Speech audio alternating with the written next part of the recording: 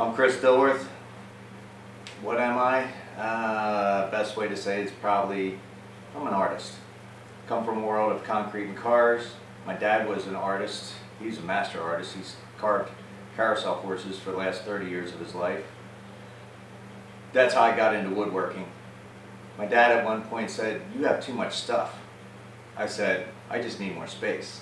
And we found this cool little place in St. Peter's Village. When I got it, the windows were broken, the doors were swinging, and I created a little bit of a tiny space of it, shall we say. It's been a lot of fun. I like to recycle, reclaim, repurpose things, but I know today I've got to do some tile work, I've got to do some table work, I have some epoxy I need to do, so I'll be a little bit busy.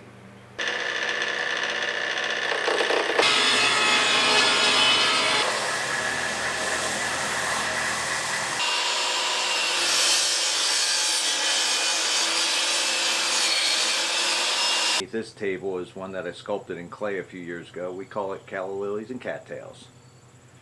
Concrete base underneath a maple top that was thrown out, ready to be burned because somebody didn't like the look of it. I liked it. I don't draw out my plans. That usually helps. When I started building this sink, I had a piece of black walnut that I wanted to do something with that had really amazing grain in it. The tree stump was made from a piece of cedar that was kiln dried, so it weighed next to nothing.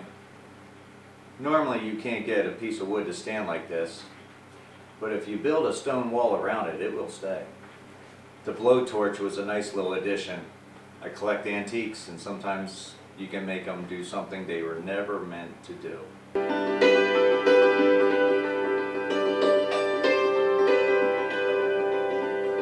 Play this thing all day.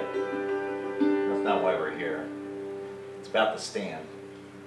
So this is my hammer dulcimer that I played for the last 20 years, but nobody makes a pretty stand for it.